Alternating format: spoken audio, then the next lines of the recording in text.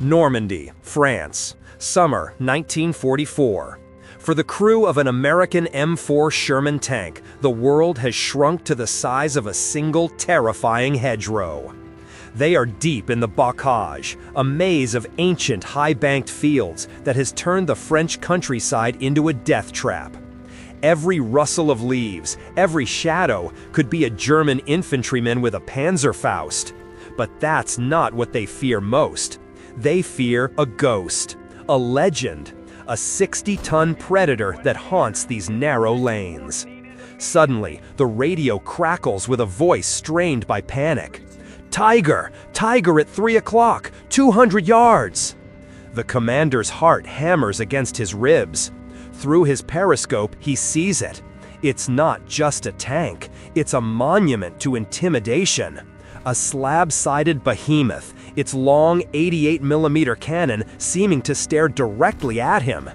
It's the Panzerkampfwagen VI, the Tiger. His own tank, the Sherman, feels like a tin can by comparison. He knows the stories.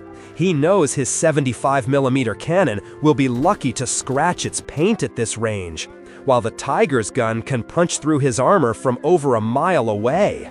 He yells commands. The loader slams a shell home. The gunner frantically traverses the turret. But it's too late. There's a flash from the hedgerow, a sound like the crack of God's own whip, and then oblivion. This scene, or one like it, played out time and again across the battlefields of Europe. It's the origin of a powerful myth, one that endures to this day. The myth of the invincible German supertank versus the cheap, disposable American Sherman. In any one-on-one fight, the Tiger was king. It was bigger, better armed, and better protected. It was, by almost every metric, the superior fighting machine. And yet, it lost. The Tiger and its fearsome brethren did not stop the tide of Allied armor that flooded across France, breached the Siegfried Line, and rolled into the heart of Germany. That tide was Shermans, thousands upon thousands of them. So, how did this happen? How did the seemingly inferior tank triumph? The answer is the key to understanding how the Second World War was truly won. It's a story that goes far beyond a simple comparison of armor thickness and gun caliber. It's a story of two completely different philosophies of war. One, a philosophy of exquisite technological perfection. The other, a philosophy of overwhelming, relentless industrial might. This is the story of the Tiger versus the Sherman, and the surprising reason why the German supertank actually lost the war. To understand the Tiger, you must first understand the shock that created it. In June of 1941, when Hitler launched Operation Barbarossa, the invasion of the Soviet Union, the German panzer divisions were the masters of the world. Their Panzer IIIs and Panzer IVs had blitzed through Poland and France, seemingly unstoppable. They expected the same in Russia. They were wrong. For the first time, the Germans encountered tanks that could not only match them, but decisively outclass them. The Soviet T-34 and the KV-1 heavy tank were a horrifying revelation. The T-34's sloped armor deflected German anti-tank rounds with ease, and its powerful 76.2mm gun could destroy a panzer from ranges where the Germans were helpless to reply. The KV-1 was even more terrifying, a lumbering, heavily armored beast that seemed impervious to almost anything the Wehrmacht could throw at it. German soldiers told panicked stories of KV-1s absorbing over 100 direct hits and still remaining operational. The myth of German tank supremacy was shattered. Hitler, a man obsessed with technological gigantism and wonder weapons, was furious. He demanded an immediate answer. Germany needed a new tank, not just a better tank, but an invincible one. A panzer that could utterly dominate any battlefield, restore German pride, and crush the Soviet hordes. The project was given the highest priority. Two competing firms, Porsche and Henschel, submitted designs.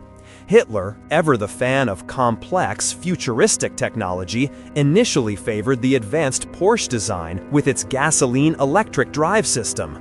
But it was fraught with problems, and its anemic engines and requirement for vast amounts of copper, a strategic resource Germany lacked, made it impractical. The more conventional, but far more robust, Henschel design was chosen for production. The result was the Panzerkampfwagen V Ausführung A, or as the world would come to know it, the Tiger. When it was unveiled, it was unlike anything seen before. It was a brute. Weighing in at nearly 60 tons, it was twice the weight of a Panzer IV. Its armor was immense. 100 millimeters of solid, face-hardened steel plate at the front, with thick armor all around. Unlike the T-34, its armor was not sloped, presenting a series of flat, vertical walls to the enemy. But the sheer thickness was intended to make sloping unnecessary. It was designed to simply absorb and defeat incoming shells through brute force. And then there was the gun. The heart of the Tiger was its cannon, the legendary 8.8-centimeter KK-36. This weapon was a direct adaptation of what was arguably the most feared artillery piece of the war, the 88mm anti-aircraft flak gun.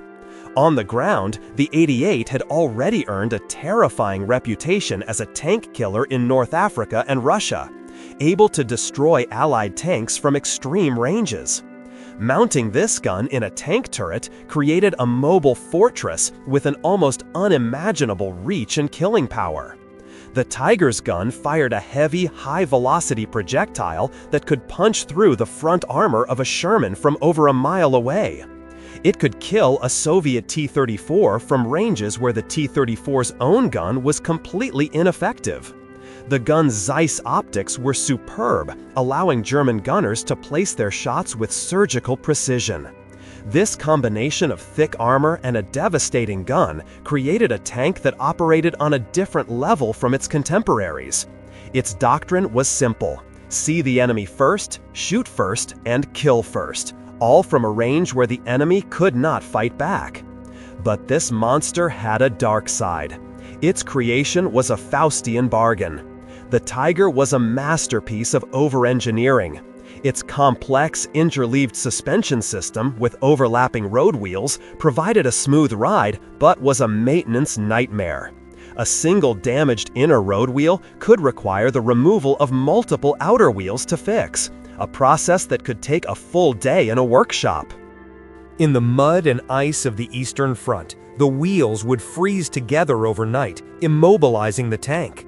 It was powered by a massive 12-cylinder Maybach gasoline engine, which, while powerful, was thirsty. The Tiger had an operational range of barely 60 miles on rough terrain before it needed refueling. It was so heavy that it couldn't cross most of Europe's bridges, forcing it to ford rivers, a slow and dangerous process, or be transported by rail. It was so wide that for rail transport, it required 2 sets of tracks, narrower transport tracks for the train car, and its wider combat tracks, which had to be laboriously swapped out before and after every journey. Its transmission was complex and prone to breaking down if not handled with extreme care. The sheer weight of the machine put immense strain on every component. For every hour of combat, the Tiger required many more hours of meticulous maintenance by highly skilled crews. When the Tiger first saw combat in late 1942 near Leningrad, its debut was a disaster. The first few tanks broke down or got stuck in the mud and were captured by the Soviets. But these were just teething problems. Once deployed properly, on the open plains of Russia or the defensive terrain of Tunisia, its true nature was revealed. It was a killer. Allied and Soviet soldiers quickly developed a severe case of Tiger phobia. Every German tank spotted in the distance was reported as a Tiger. Its reputation grew to mythical proportions. It was a ghost in the hedgerows, a sniper on the steppes, the undisputed king of the battlefield. The men who crewed them became an elite, the Panzer Aces, with names like Michael Wittmann and Otto Karius becoming legends. Their kill counts soaring into the dozens, then the hundreds. The Tiger was everything Hitler had wanted, a weapon of terror and technological dominance. A weapon, it seemed, that could not be beaten.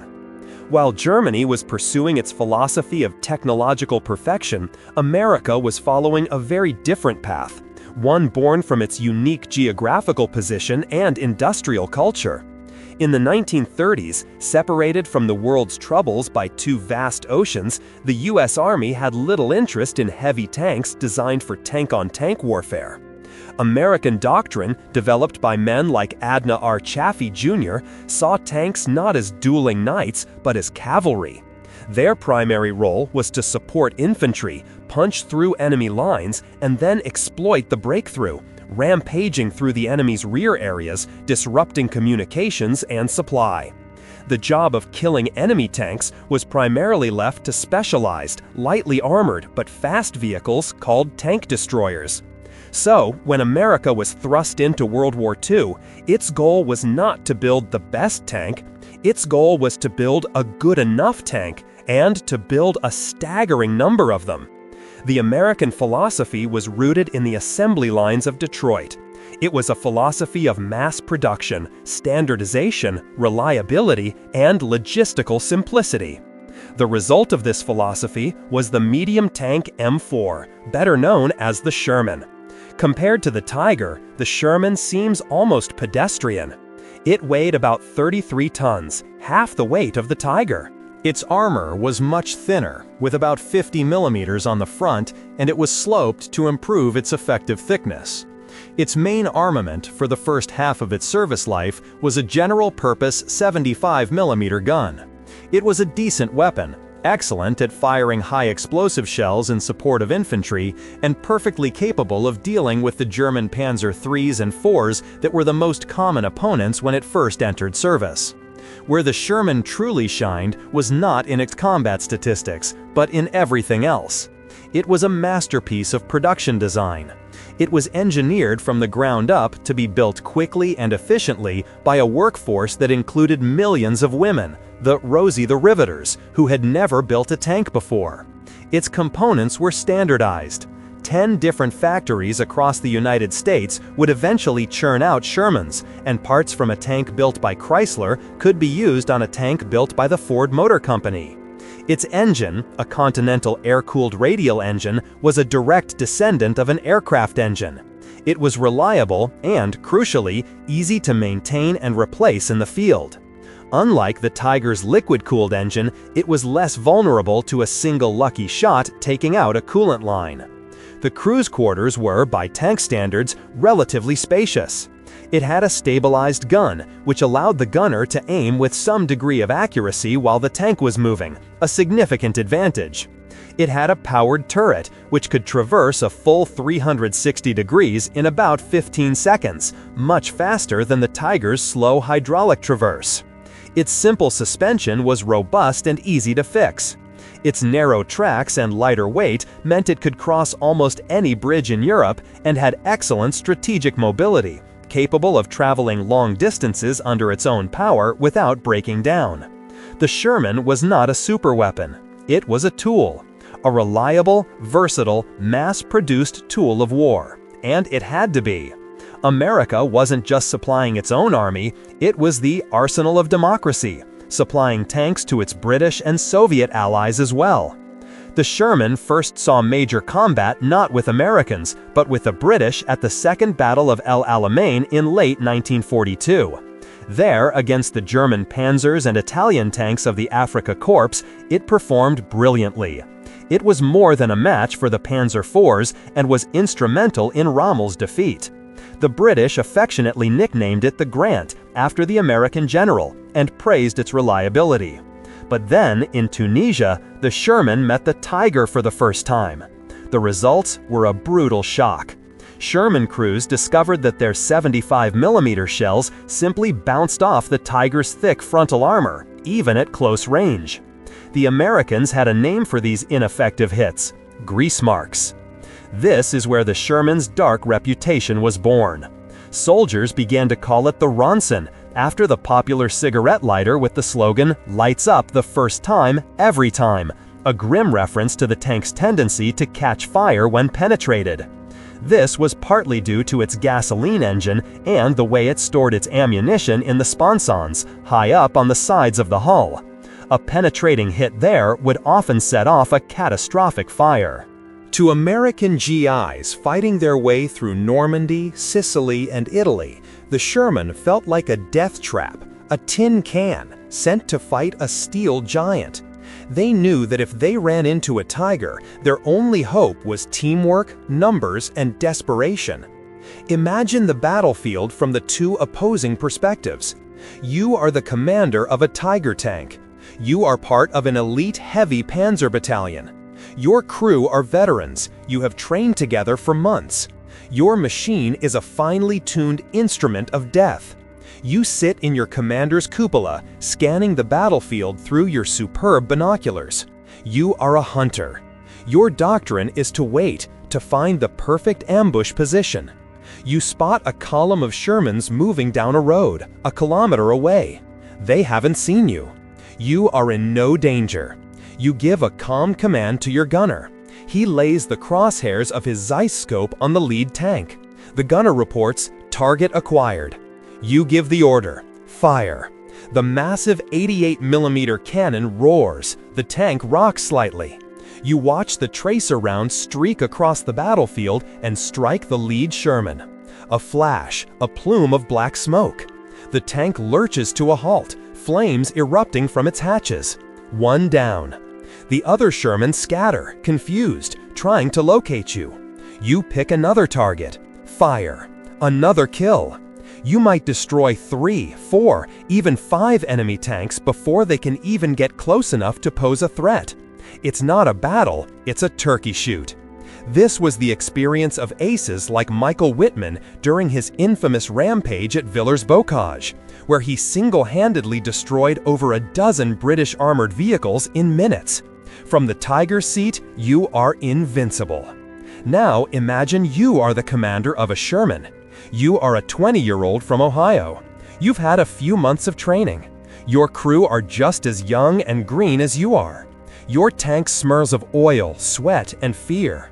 You are moving cautiously through the claustrophobic lanes of the Bocage when your lead tank explodes without warning. Panic. Your first instinct is to find cover. Your gunner is scanning frantically, trying to find the muzzle flash. The radio is screaming. Another tank in your platoon is hit. You finally spot it.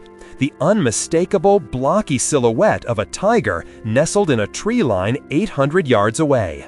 You know you can't fight it head-on. Your orders are clear. You are not a duelist. You are part of a pack. You coordinate with the other surviving tanks in your platoon. One tank will fire continuously at the tiger, not to destroy it, but to distract it, to make its crew keep their heads down, to blind them with smoke and dust. This is called suppressive fire. While the tiger is distracted, you and another Sherman slam your throttles and race for its flanks. You are praying that the tiger's gunner doesn't turn his attention to you, praying you don't hit a mine, praying your engine doesn't stall.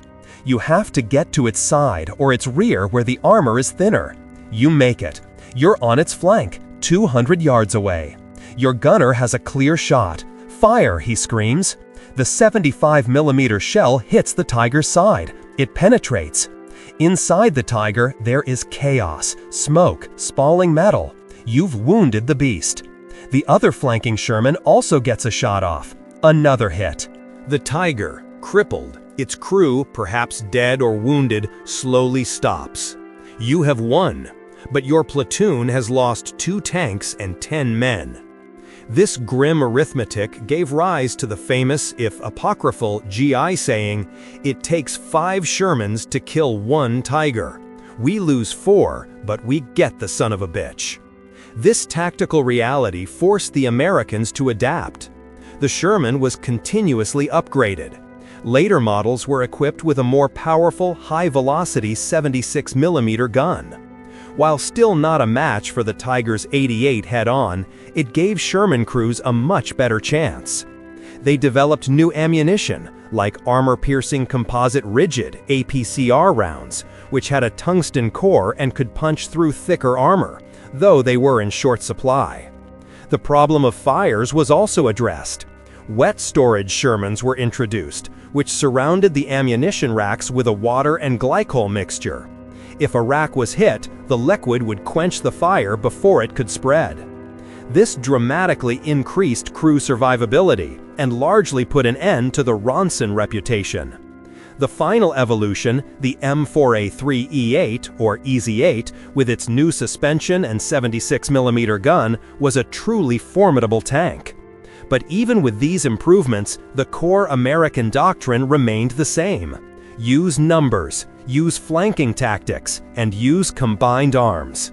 Coordinate with infantry, with artillery, and most importantly, with air power. The duel was never the goal.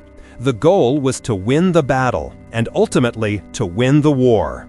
Here we arrive at the heart of the matter. Wars are not won in one-on-one duels. They are won by logistics, by production, and by attrition. And in this arena, the contest between the Tiger and the Sherman wasn't even close. It was a complete and total blowout. Let's start with the numbers. They are staggering. During the entire course of the war, Nazi Germany produced approximately 1,347 Tiger I tanks. They also produced about 492 of its even bigger, more powerful successor, the Tiger II, or King Tiger. That's a total of just over 1,800 Tiger family tanks. During the same period, the United States produced more than 49,000 M4 Sherman tanks. Let that sink in. For every single Tiger tank that rolled out of a German factory, America built more than 25 Shermans. This wasn't a tank battle, it was an industrial avalanche. German Panzer aces could destroy 5, 10, even 20 Shermans, but there were always more. An endless river of American steel flowed across the Atlantic, replacing every loss and then some. Germany was fighting a war of quality against an enemy that had mastered the art of quantity. And in a total war, quantity has a quality all its own. But the story doesn't end with production numbers. It gets worse for the Tiger. A tank in a factory is not a weapon. A tank only becomes a weapon when it is on the battlefield, fueled, armed, and operational. And this is where the Tiger's exquisite design became its greatest liability. The Tiger's maintenance requirements were, as we've seen, a nightmare. It consumed fuel at an astronomical rate, about 5 gallons per mile in rough terrain. This in a country that was suffering from a crippling oil shortage. Its sheer weight and complexity meant that breakdowns were constant. It's estimated that for much of the war, more Tigers were lost to mechanical failure and abandonment than to enemy action. A German heavy panzer battalion required a massive logistical tail, specialized recovery vehicles, the only thing strong enough to tow a broken-down Tiger, mobile workshops, and legions of skilled mechanics. When a Tiger broke down near the front, it was an ordeal to get it back for repairs. If it couldn't be recovered, standing orders were to destroy it to prevent it from falling into enemy hands. Countless super tanks were scuttled by their own crews simply because a transmission failed or they ran out of gas. The Sherman, by contrast, was a logistician's dream. It was reliable. Its parts were interchangeable. It ran on a standard gasoline engine that mechanics were familiar with. If it broke down, it could often be repaired on the spot in a matter of hours, not days. If it needed to be towed, another Sherman could often do the job. The American supply system, epitomized by the famous Red Ball Express truck convoys in France, was a miracle of organization that kept the Shermans fueled, armed, and running. Then there was strategic mobility. A Tiger couldn't just drive to the battle. It had to be painstakingly loaded onto a train. This made German armored movements slow, predictable, and incredibly vulnerable. Allied air power, which by 1944 had achieved total supremacy over the skies of Europe, made a sport of hunting trains, strafing rail lines, and blowing up bridges. For every Tiger destroyed in battle, others never even made it to the fight, their journey cut short by a P-47 Thunderbolt with a bomb. The Sherman could simply drive. When General Patton's Third Army made its legendary race across France, it was done in Shermans, covering hundreds of miles under their own power. They could cross bridges a Tiger would demolish. They could keep pace with the infantry and the supply trucks. They were, in short, on the battlefield when and where they were needed. A Tiger might be the most powerful tank in the world, but that's useless if it's stuck in a rail yard 100 miles from the front with a busted fuel pump. This brings us to the final, decisive factor that sealed the Tiger's fate: the sky. The Allied air forces were the ultimate trump card. For a German tank crew in Normandy or the Ardennes, the sound of an approaching fighter bomber was more terrifying than any enemy tank. A rocket from a British Typhoon or a bomb from an American Thunderbolt could crack a Tiger open like a nut. Air power pinned German panzer divisions down during the day, forcing them to move only at night. It destroyed their fuel depots, their supply trucks, and their repair shops. The Tiger was a king on the ground, but it was a helpless giant under a sky ruled by its enemies. In the end, tanks are just steel boxes. It's the soldiers inside them that make them weapons, and the human factor provides the final piece of this puzzle. Germany's approach to its tank crews mirrored its approach to its tanks. They were an elite. The crews of the heavy panzer battalions were highly trained, often fanatical and battle-hardened. They were masters of their craft, but they were also a finite resource. When an ace like Michael Wittmann was killed, Germany didn't just lose a man, it lost an irreplaceable repository of skill and experience. As the war dragged on, the quality of replacement crews plummeted. Young, hastily trained teenagers were thrown into these complex machines and were no match for the demands of either the tank or the battlefield. The American system was, again, based on numbers and standardization. American tankers received solid, if basic, training. They were not expected to be dueling aces. They were trained to be part of a team, a platoon, a company. They were taught to follow doctrine, to communicate, and to work together. And while the Ronson myth persists, the Sherman was actually a relatively survivable tank for its crew. The key was getting out. Once wet stowage was introduced, the chance of a catastrophic fire was greatly reduced. The Sherman had large hatches for the commander, gunner, and driver, and an additional escape hatch on the floor of the hull. If the tank was hit, the crew had a good chance of bailing out alive. An experienced crew that survived could be given a new tank and be back in the fight the next day. Their invaluable combat experience was preserved. The Tiger, with its thick armor, was difficult to get out of in a hurry. A penetrating hit was less likely, but when it happened, the result inside the cramped compartment was often an instantaneous and unsurvivable inferno of spalling metal and burning propellant. One American tanker, Belton Yai Cooper, who served as an ordnance liaison officer, wrote about this grim reality. He saw the horrific losses, but he also saw the relentless, unstoppable nature of the American war machine. For every Sherman lost, 2 more would appear at the depot the next morning, ready for a new crew. The war of attrition was a war America was built to win. So, which was the better tank? If the goal is to win a one-on-one duel, to create a technologically perfect instrument of destruction, the answer is undoubtedly the Tiger. It was a masterpiece of tactical engineering, a machine that rightly inspired terror in its enemies. But wars are not won by tactical masterpieces. They are won by sound strategy, overwhelming production, and superior logistics. And in this, the real war, the Sherman was the clear victor. The Tiger was a beautiful, magnificent, deadly mistake. It was the product of a dictatorial obsession with superweapons, a fantasy of quality over quantity that Germany simply could not afford. It consumed too many resources, required too much maintenance, and was too difficult to produce and deploy. It was the wrong tank for the wrong country at the wrong time. It was a weapon designed for a short, glorious war, but Germany was trapped in a long, grinding war of annihilation. The Sherman was the right tank for the right war. It was the embodiment of the American way of war, pragmatic, adaptable, and overwhelming. It wasn't designed to be the best, it was designed to be there, in massive numbers.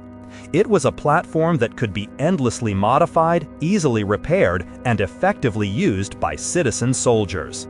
It was the reliable, steel backbone of an army that advanced not through the genius of individual aces, but through the crushing power of a coordinated, industrialized system.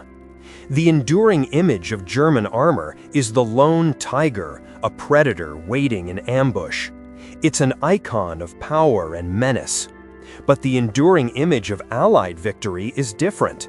It's the endless column of Shermans rumbling down a French road past cheering villagers.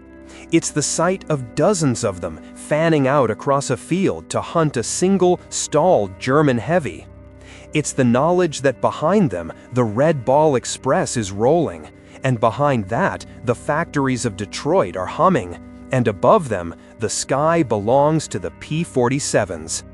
The Tiger won the duels, but the Sherman, the humble, mass-produced workhorse, won the war.